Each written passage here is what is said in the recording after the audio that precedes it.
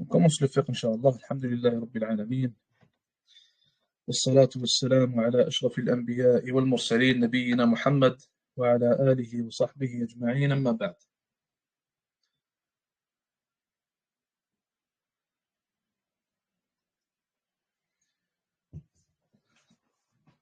Donc on était rendu à Wujub Salat al-Jama'a, le statut obligatoire de la prière en groupe, la prière de l'Jama'a. Et là, il faudra faire une division dans votre tête. Diviser ou séparer entre deux choses. Donc on sépare entre deux choses.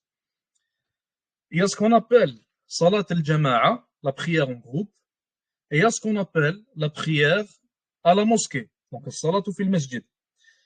La prière en groupe, elle a son jugement, et la prière à la mosquée, elle a son jugement. Donc on sépare entre les deux. C'est deux choses complètement différentes, deux mas'ala complètement séparées dans le fiqh. Elles ne sont pas une mas'ala comme beaucoup d'entre nous le pensent, donc il faut séparer entre les deux. C'est pas parce que la prière de l'jama'a elle est obligatoire que la prière à la mosquée, mathalan, elle l'est. Ou le contraire aussi, il est vrai. Donc on va voir, Inch'Allah Ta'ala, les différents avis des savants, et on va voir que certains, ils ont vu l'une comme étant obligatoire et l'autre comme étant sunnah, par exemple. Donc la première des choses, Salatul Jama'a, la prière en groupe. La prière en groupe, combien de gens, combien de personnes, combien d'individus composent le groupe? Donc certains ont dit 3 individus, certains ont dit 2 individus, c'est assez pour une prière de groupe, certains ont dit autre chose, donc il y a différents avis. Sauf qu'en réalité, il n'y a rien qui a été rapporté qui est clair et qui spécifie, mathalan, dans la sunna ou dans le Coran, qu'il doit y avoir un nombre spécifique de gens pour que al-jama'a, pour que le groupe soit valide.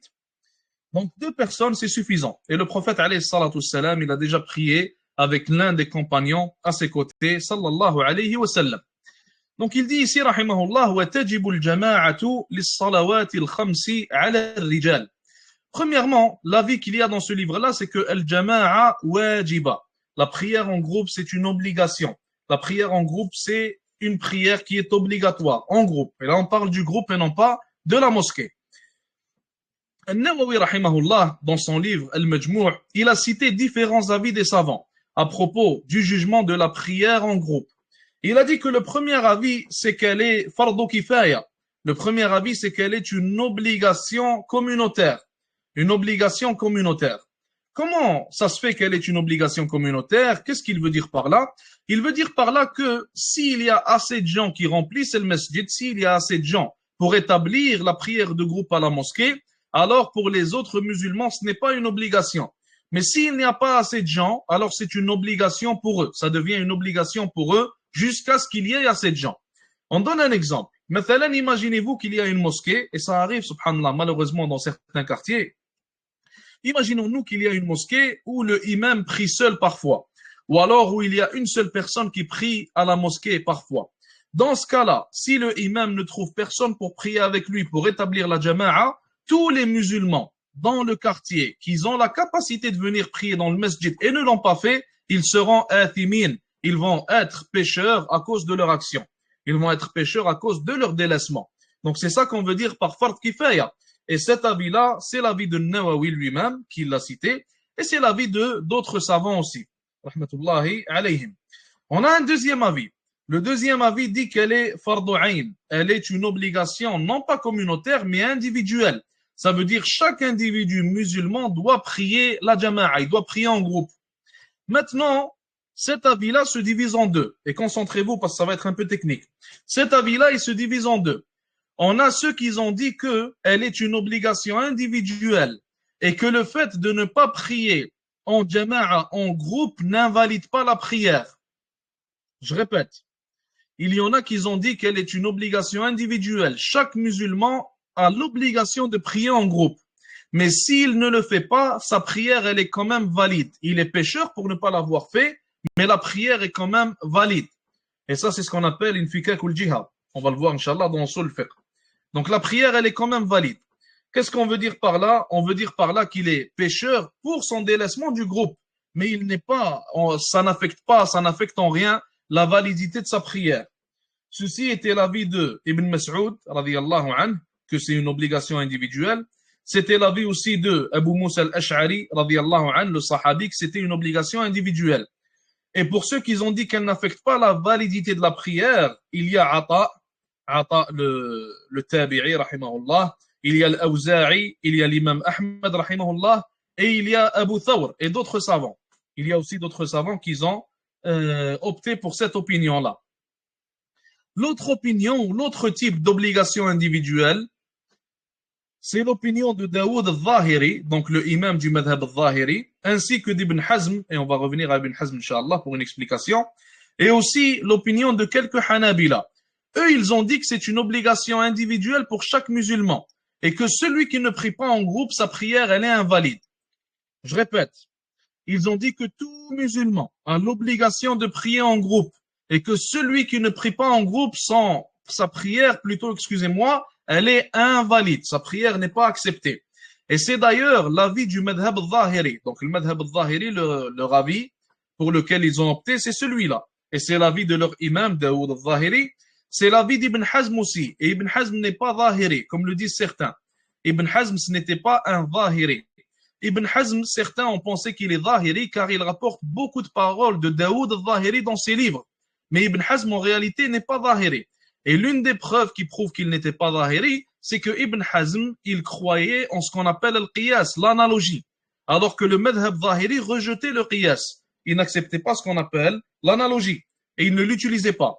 Pour eux, c'est le Coran, le Sunnah, l'Ijma'. L'analogie, ça n'existe pas. Donc ça, c'était le troisième avis. Quatrième avis, c'est que c'est une Sunnah mu'akkada. Rappelez-moi, c'est quoi une Sunnah mu'akkada? Quatrième avis, la prière en groupe est une sunnah mu'akkada. Rappelez-moi ce que ça veut dire, sunnah mu'akkada.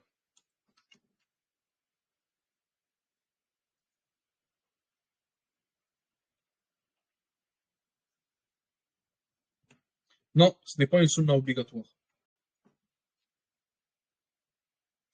Ça vise seulement les hommes, on va le voir, Inch'Allah.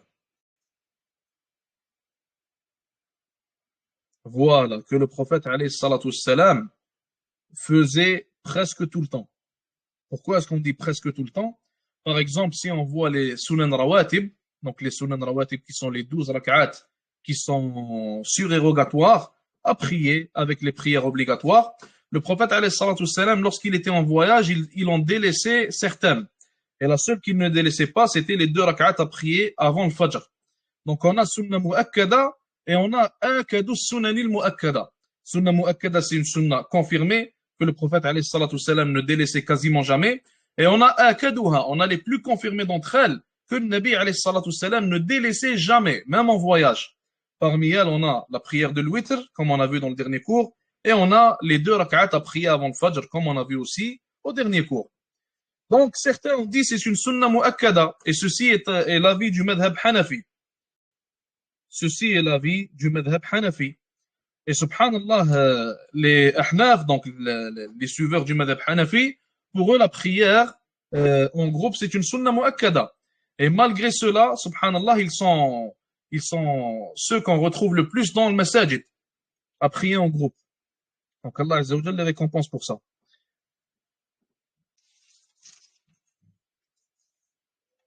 Donc, l'avis du madhab, ou l'avis qui est cité dans ce livre-là plus tôt, il a dit وَتَجِبُ الْجَمَاعَةِ. Donc la jama'a, le groupe, est une obligation. Et ceci serait possiblement l'avis, subhanallah, le plus appuyé par les preuves. Donc il faut faire attention à ça, et il faut s'efforcer de prier en jama'a. Et la jama'a ici, elle s'applique à qui? Il dit ala rijal. Premièrement, la jama'a, elle est pour as-salawat al-khams, on parle des 5 prières obligatoires. Et aussi, elle s'applique aux hommes et non pas aux femmes. Une femme qui ne prie pas en jama'a, il n'y a rien de mal, il n'y a pas de problème avec ça. Mais l'homme, c'est lui qui a l'obligation de prier en jama'a. Et la preuve la plus forte d'ailleurs qui vient citer que, ou plutôt qui vient appuyer l'opinion, qui dit que c'est une obligation individuelle, c'est qu'Allah subhanahu wa ta'ala, il a ordonné aux musulmans de prier en groupe même lorsqu'il y a une guerre, même lorsqu'ils sont en train de combattre. Allah Azza wa Jal, il a légiféré ce qu'on appelle salatul khawf, la prière de la peur. La prière de la peur est une prière qui est faite en temps de guerre. Et cette prière-là, elle est faite en groupe, elle est faite en jama'a. Donc ça, c'est la preuve la plus forte que les savants citent, qui vient appuyer l'opinion que la prière en groupe, elle est une obligation. Donc si elle est une obligation même en temps de guerre, alors que dire du temps normal, donc du temps où il n'y a pas de guerre, où il n'y a pas de combat, etc. Donc, ala rijal, pour les hommes, on parle des hommes ici, mais si la femme, elle prie en jama'a, sa prière, elle est valide, il n'y a pas de problème avec ça. Est-ce qu'on a le droit de prier sunan, est-ce qu'on a le droit de prier les prières surérogatoires en groupe? Oui, on a le droit. Il est permis et il a été rapporté du prophète sallallahu alayhi wa sallam qu'il priait des fois certaines prières surérogatoires en groupe. Il a été rapporté maintenant qu'il a dans Sahihain que le Nabi alayhi salatu salam a été appelé par un homme et il a prié, il a effectué une prière surérogatoire de 2 rak'at dans la maison de cet homme-là et l'homme a prié avec lui. Donc l'homme ainsi qu'Abu Bakr ont prié derrière le prophète alayhi salatu salam une prière surérogatoire. Sauf qu'il n'est pas obligatoire certainement de prier les prières surérogatoires en groupe. C'est obligatoire pour les 5 prières obligatoires. Maintenant, qui est-ce qui doit être le imam? Qui est-ce qui doit être le imam? Et là, il va nous parler d'un sujet important. Il dit, ya'ummu fiha al-aqra.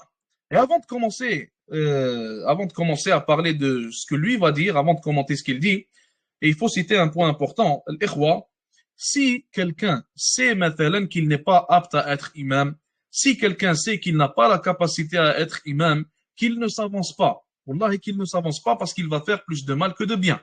Un jour, j'étais dans un masjid et le imam du masjid n'est pas venu. Et il y a un homme, subhanallah, il était à l'arrière de la mosquée. Il était tout en arrière. Et il est venu tout en avant et les gens lui ont même pas proposé. Il s'est avancé pour être imam.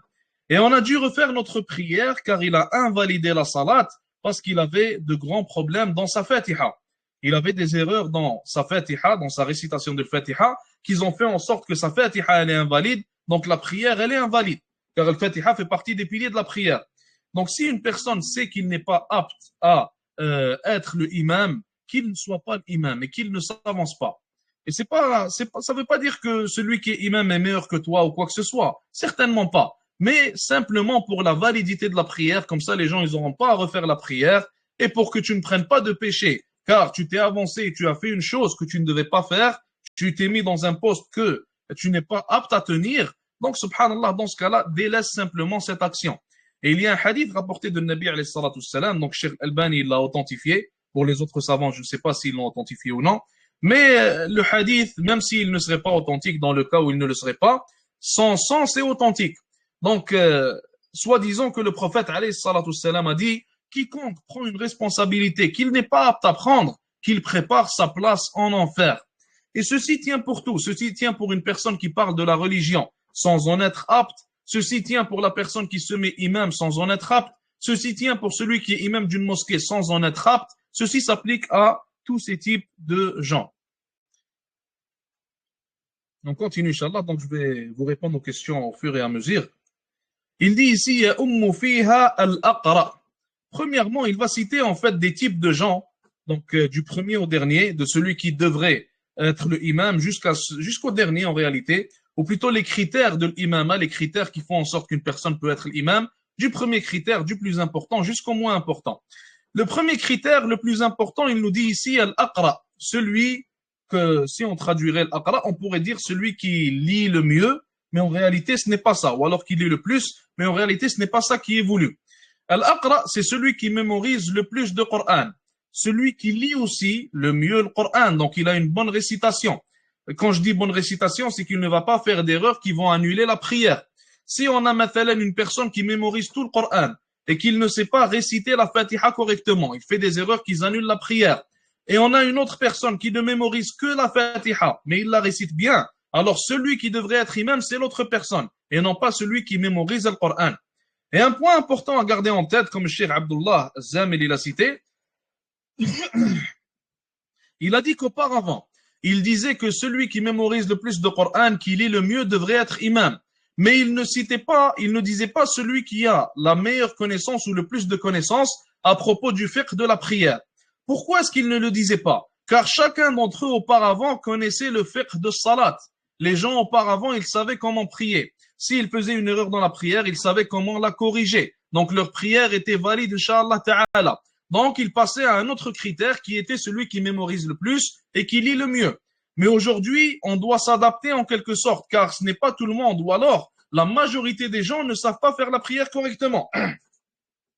La majorité des musulmans n'ont jamais étudié la jurisprudence de la prière, les annulatifs de la prière, les piliers de la prière. S'ils font une erreur, ils ne savent pas comment corriger cette erreur durant la prière, etc.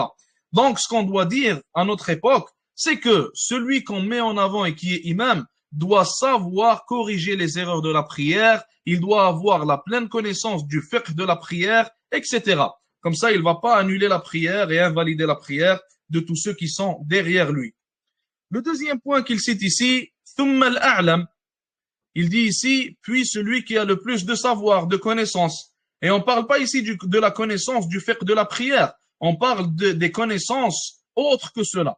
Maintenant, si on a par exemple deux personnes qui mémorisent le Coran et qui connaissent tous les deux la jurisprudence de la prière et que l'un d'entre eux, par exemple, c'est un savant du hadith et que l'autre, ce n'est pas un savant, c'est un talib ilm, alors certainement celui qui passe en avant, c'est le savant du hadith, car il a plus de connaissances.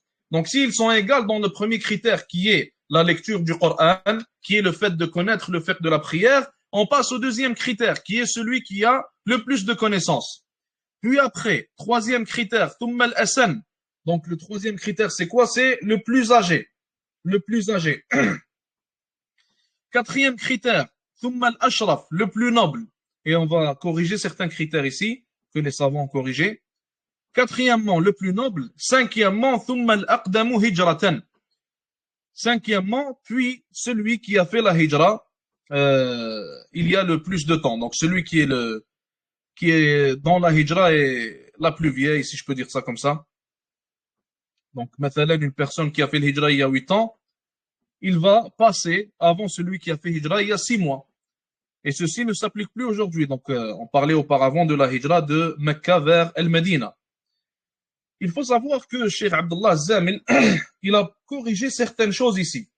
Il a dit que dans la sunna, les deux premiers critères, donc l'aqra, thumma al-a'lam, celui qui lit le mieux, qui connaît le fiqh de la prière, puis celui qui a le plus de science. Donc, on est en accord avec l'auteur du livre sur ces deux critères-là. Mais le troisième et quatrième et cinquième critère, dans la sunna, ce n'est pas exactement les mêmes. Donc, Cheikh Abdullah Zamil, il a cité que dans la sunna, le troisième critère, excusez-moi, dans la sunna, le troisième critère, ça serait plutôt al-aqdamu hijratan. Donc, celui qui a fait la hijra il y a le plus longtemps. Donc, le cinquième, au lieu d'être cinquième, devrait être troisième. Et le quatrième dans la sunna, c'est al-aqdamu islaman. Celui qui est musulman depuis plus longtemps. Ça, c'est le quatrième critère fi sunna. Le cinquième critère dans la sunna, al-akbaru sinnan. Donc, celui qui est le plus vieux, le plus âgé. Et ça, c'est le cinquième critère, excusez-moi, dans la sunna. Et comme vous le remarquez, al-ashraf, le plus noble, ne fait pas partie en réalité des critères qu'on retrouve dans la sunna pour choisir le imam. Ça ne fait pas partie des critères qu'on trouve dans la sunna pour choisir le imam. Il continue en disant, maintenant, comment est-ce qu'on accomplit cette prière-là? Lorsqu'on est en groupe, comment est-ce qu'on l'accomplit? Les hommes se mettent où? Les femmes se mettent où? Etc. Il dit ici, قدام المأموم إن كان رجلا ومعهن المرأة. Premièrement, la première des choses, si il y a une jama'a composée de deux personnes, comme ce fut le cas de Nabi alayhi salatu salam avec Ibn Abbas. Nabi alayhi salatu salam, il a prié avec Ibn Abbas. Ibn Abbas s'est mis à la gauche du prophète alayhi salatu salam et le prophète sallallahu alayhi wa sallam l'a corrigé et lui a dit de se mettre à sa droite. Donc s'il y a deux personnes qui prient ensemble, la jama'a est composée de deux hommes spécifiquement, alors le imam se met à gauche et le ma'moum, donc celui qui est derrière le imam ou plutôt qui prie avec l'imam, devrait se mettre à droite. C'est ça la sunna. S'il y a plus que deux hommes, la sunna c'est qu'ils se mettent derrière le imam. Le imam est devant et eux se mettent derrière lui. Et il est aussi possible, c'est aussi permis qu'ils se mettent à sa droite et à sa gauche. C'est aussi permis qu'ils se mettent à sa droite et à sa gauche. Mais ils ne dépassent pas l'imam. Et certains savants, ils ont dit, ils se mettent un peu derrière lui. Certains savants, ils ont dit, ils se mettent un peu derrière lui. Certains savants ont même dit que celui qui dépasse le imam, sa prière, elle est invalide. Donc, il faut faire attention à ça. Si un homme prie avec une femme, comme il le dit ici à la fin, un mari prie avec sa femme, مثلا. Dans ce cas-là, la femme, elle se met derrière le mari. Elle ne se met pas à côté du mari. La femme, elle doit se mettre derrière lui. Ça, c'est ce qu'on a cité. Il est possible qu'un groupe d'hommes prie donc à droite et à gauche du imam. C'est permis. Et l'un, s'il y a un seul individu qui prie avec le imam, comme on l'a déjà cité, il ne doit pas se mettre à gauche, mais plutôt à droite. C'est ça la sunna. Et la femme qui prie seule avec un homme, elle doit se mettre derrière cet homme-là, qu'il soit son père, son frère, son mari, etc. Donc ça, c'était pour la manière dont la prière de groupe doit être accomplie. S'il y a maintenant deux hommes, donc les deux hommes peuvent prier l'un à côté de l'autre et la femme peut prier derrière eux. Les deux hommes peuvent prier l'un à côté de l'autre, le ma'moum il se met à droite du imam et la femme prie derrière eux. ويعذر في الجماعة بكل عذر تعظم معه المشقة بالحضور. Et là, il passe à un autre sujet. Quels sont les a'dhar, quelles sont les excuses permettant à la personne de ne pas assister à la prière de groupe? Quelles sont les excuses permettant à la personne de ne pas assister à la prière de groupe? Il dit ici, ويعذر في الجماعة بكل عذر تعظم معه المشقة. Il dit toute excuse qui va rendre la tâche trop difficile à cette personne pour qu'il prie en groupe. Ça va être trop difficile pour lui de prier à cause de cette raison-là. Alors, dans ce cas-là, il est permis pour lui de ne pas prier en groupe. Et les savants ont cité certains exemples. Mathalan, une personne, si elle sort, elle va se faire tuer par son ennemi, comme c'était le cas de Uthman radiyallahu ta'ala an. Uthman a été encerclé chez lui par Al-Khawarij et il ne pouvait pas sortir prier à la mosquée avec les musulmans. Mathalan, une personne il y a un animal qui rôde, mathalan, un animal sauvage qui attaque les êtres humains, qui peut le tuer, et dans ce cas-là, il craint pour sa vie s'il sort. Alors dans ce cas-là, il ne sort pas. Il prie à la maison, il n'est pas obligé de prier en groupe. Dans le cas, mathalan, où il craint un vol, il craint que des gens ne viennent le voler chez lui s'il sort, prier en groupe. Dans ce cas-là, c'est une raison qui a aussi été citée par les savants. S'il craint, par exemple, la maladie, il sait que s'il sort, il va tomber malade. Donc, il va tomber gravement malade, ça peut lui causer du tort. Dans ce cas-là, il n'a pas à le faire. Qu'est-ce qu'il y a d'autre? Donc, c'était un peu ça. Ça fait un peu le tour de ce que les savants citent habituellement. C'est ça les excuses que les savants citent pour le délaissement de la prière de groupe. La pluie, par exemple. La pluie peut être un udhr, parfois. Et lorsqu'on parle de la pluie, ça va changer de pays en pays. Lorsqu'on parle de la pluie, ça va changer d'un individu à un autre des fois. Par exemple, si la même quantité de neige qui tombe à Montréal va tomber en Arabie Saoudite, alors c'est certain que tout le monde va rester chez soi, c'est sûr. Mais si cette quantité-là, elle tombe à Montréal, les gens, ils sortent, ils vont au travail, des fois on les trouve même dehors, debout, assis, donc ça ne les gêne pas. Alors à Montréal, c'est pas une excuse, mais en Arabie Saoudite, ça pourrait l'être. Donc ça va différer. À Montréal, par exemple, on est habitué à énormément de neige, on est habitué à des moins 30, moins 40 degrés. Alors, ça va pas être la même chose que un pays où il fait toujours chaud et un jour, maintenant, il y a la même température, par exemple. Ça va différer.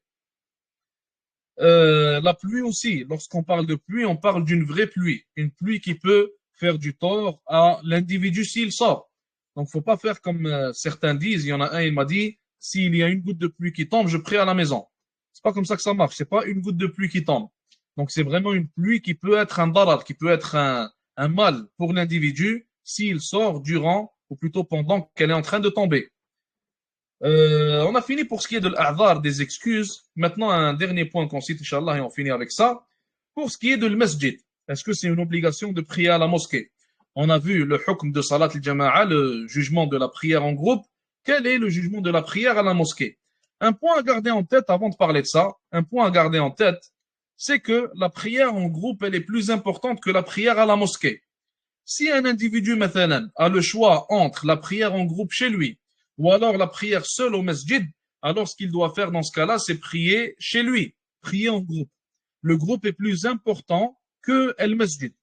Et le Nabi alayhi salatu salam, d'ailleurs, il y a énormément d'ahadiths, il n'y en a pas un seul ou deux, il y a énormément d'ahadiths qui viennent prouver l'importance de la prière en groupe. Pour ce qui est du masjid, certains ont dit que la prière en groupe, elle est obligatoire. Et elle est obligatoire à la mosquée. Donc, dans ce cas-là, on a trois obligations. Premièrement, on a l'obligation des 5 prières obligatoires qu'on connaît. Deuxièmement, on a l'obligation de les prier en groupe. Troisièmement, on a l'obligation de les prier à la mosquée, selon ce premier avis-là. Deuxièmement, un autre avis qui est cité dans l'école Hanbali. Donc, dans le madhab Hanbali, certains juristes ont cité que la prière au masjid, elle est obligatoire pour celui qui habite à côté de la mosquée. La prière au masjid, elle est obligatoire pour celui qui est à côté du masjid, qui n'est pas loin de la mosquée. Certains ont même calculé, ils ont fait des calculs de le masjid, etc. Et ce deuxième avis-là, comme on a dit, c'est al-mu'tamad d'ailleurs, c'est l'avis officiel du madhab Hanbali. Donc ce deuxième avis, c'est l'avis officiel du madhab Hanbali. Et il y a un troisième avis qui dit que c'est une sunna. Donc la prière en groupe est une obligation. On dit que l'accomplir à la mosquée, c'est une sunna. Et parfois, une personne ne peut trouver ou ne peut prier la prière en groupe qu'à la mosquée. Dans l'exemple, maintenant, d'une personne qui vit seule, un homme qui vit seul, et il a la mosquée à côté de chez lui ou alors loin de chez lui, et cette personne-là, elle ne peut prier en groupe que s'il va à la mosquée. Dans ce cas-là, certains savants disent que la prière à la mosquée devient obligatoire pour lui, car elle devient un moyen de faire l'obligation qui est la prière de groupe. Donc la prière à la mosquée, dans son cas, lui, elle devient obligatoire, car tout ce qui est un moyen pour atteindre une obligation devient lui aussi obligatoire, comme il est dit dans Usul al-Fiqh.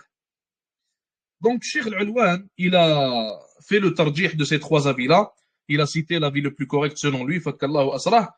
Et selon lui, Jazahullahu khayran, l'avis le plus correct, c'est que la prière en groupe, c'est une obligation. Et il est obligatoire de la prier à la mosquée. Et il est obligatoire de la prier à la mosquée. Maintenant, oublions l'obligation. Quelle est la meilleure des choses à faire? La prière à la mosquée ou alors à la maison, en groupe? Donc, mais si les deux peuvent être priés en groupe, si on peut prier à la maison en groupe ou alors à la mosquée en groupe, quelle est la meilleure chose à faire? Alors, certainement, la réponse, c'est que la prière à la mosquée, elle est meilleure. Et il y a énormément de hadiths cités là-dessus. D'ailleurs, l'un des hadiths qui a été cité, ça parle de la prière en groupe, mais ça peut aussi inclure le fait de prier au masjid. C'est que la prière en groupe, elle devance, elle est meilleure que la prière d'une personne seule de 25 degrés. Dans certaines narrations, de 27 degrés. Qu'est-ce que ça veut dire 25, 27 degrés? Il n'y a pas d'explication dans la révélation à cela. Donc 25, 27 degrés, dépendamment. Tout ce qu'on peut savoir, c'est que c'est bien meilleur que la prière d'une personne seule. Et la prière d'une personne au masjid est bien meilleure pour lui que de prier à la maison. Donc la mosquée, c'est la maison d'Allah Azza wa Jal. Le Nabi alayhi salatu salam, il a cité dans différents hadiths que la personne, lorsqu'elle marche pour aller à la mosquée, donc chaque pas qu'elle fait, ça lui efface des péchés, chaque pas qu'elle fait, ça l'élève en degrés, etc. Donc ce fait de là, cette vertu-là ne peut pas être atteinte si la personne ne va pas au masjid, ne marche pas vers le masjid. Donc ça vient nous prouver en réalité que il y a des vertus qu'on ne peut atteindre que si on va à la mosquée, même si on prie en groupe à la maison. Et c'est bien meilleur, certes, de prier au masjid. Donc on finit avec ça pour aujourd'hui. Est-ce qu'il y a des questions? Est-ce qu'il y a des commentaires? Y a-t-il des questions ou alors des commentaires?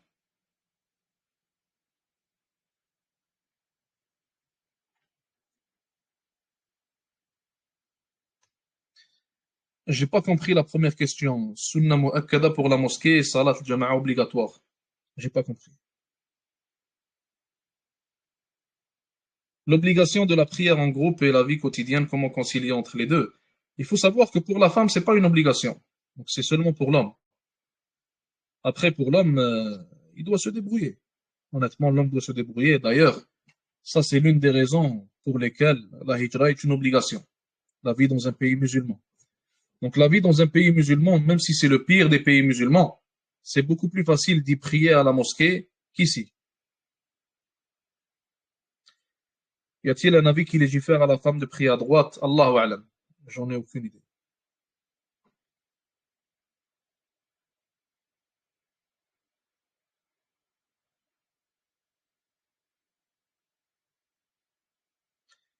Si un homme prie avec sa sœur ou alors avec sa mère, c'est considéré comme une prière en groupe, oui.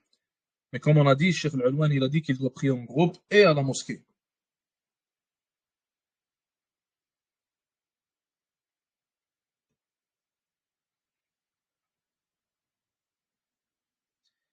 Le hadith concernant les 25 degrés, est-ce que ça concerne que les hommes?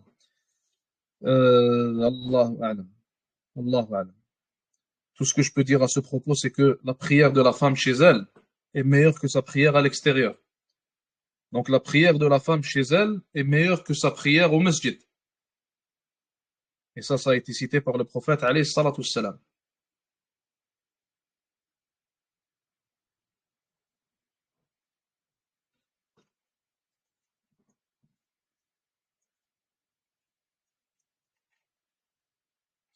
L'avis le plus juste par rapport à la distance de la mosquée, il n'y a pas vraiment de manière de définir la distance, mais plutôt ce qu'on va utiliser dans un cas similaire, c'est l'urf, c'est la culture. Qu'est-ce qui est considéré dans la culture de ce peuple-là? Qui est-ce qu'on considère plutôt comme étant un voisin du masjid? Donc l'urf, ça va rentrer, ça va venir définir en réalité, selon la compréhension générale, qui est le voisin du masjid.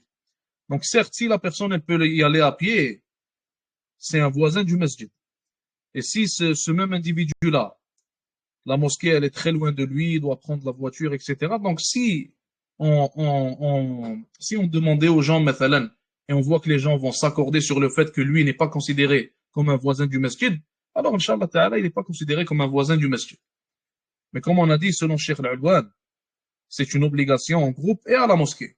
Donc lui, il n'a pas cité que c'est une obligation seulement pour le voisin du masjid. Et d'ailleurs, il faut faire attention à ça. Il faut essayer, surtout pour ceux qui habitent en Occident, pour les musulmans en Occident, il faut essayer de louer la maison le plus proche possible de le masjid. Ça va tout faciliter, Inch'Allah.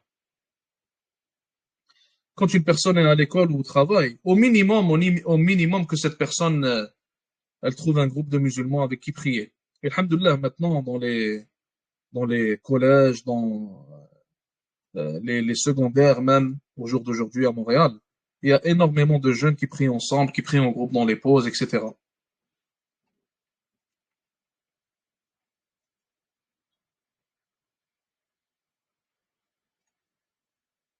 Si les gens refusent de faire jama'a avec toi, donc toi tu essayes. Toi tu les appelles à faire jama'a avec toi.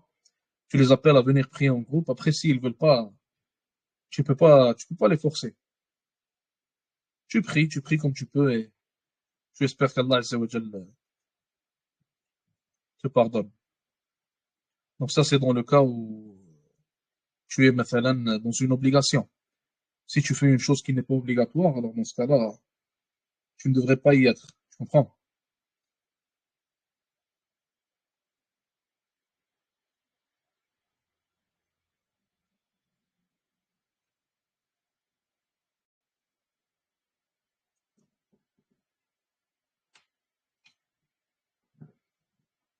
Est-ce qu'il y a d'autres questions?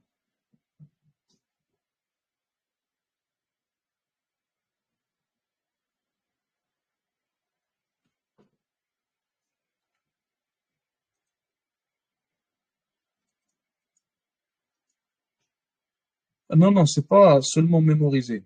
Mais comme je t'ai dit, ça inclut la personne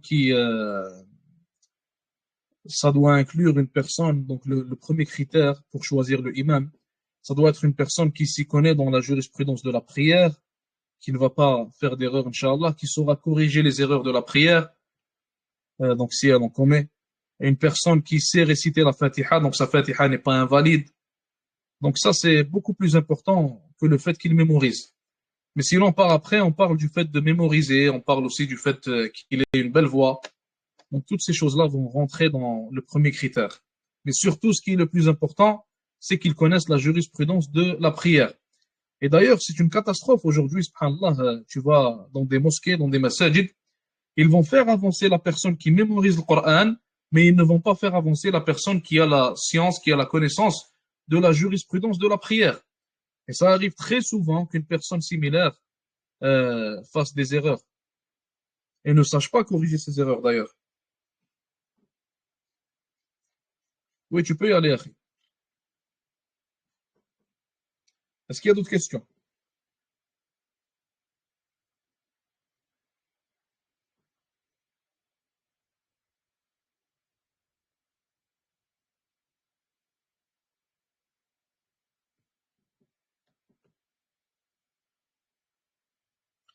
Oui, oui, c'est possible de poser d'autres questions, il n'y a pas de problème.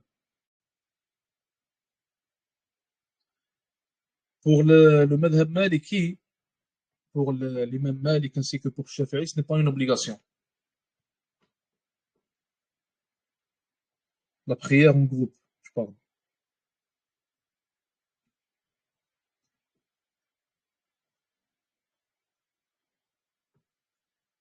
Si on est dans une jama'a et personne ne se connaît, comment on peut savoir qui connaît le plus? On ne peut pas le savoir. Si une personne sait qu'il a la connaissance de la jurisprudence de la prière, il devrait s'avancer. Donc, c'est pas de l'orgueil s'il s'avance ou quoi que ce soit, mais simplement pour ne pas laisser quelqu'un s'avancer alors qu'il n'est pas apte. Car les gens qui ne sont pas aptes, beaucoup d'entre eux, il ne va pas être gêné de s'avancer. Alors pourquoi celui qui est apte se gênerait? C'est une sunna mu'akkada chez le Malikiya, la prière en groupe. Donc, je suis allé vérifier, c'est une sunna mu'akkada. Et oui, les questions sont transférées, Inch'Allah. Donc on finit avec ça pour aujourd'hui. Jazakumullah khair. Sallallahu wa sallam wa baraka ala nabiyyina Muhammad. Wassalamu alaikum wa rahmatullahi wa barakatuh.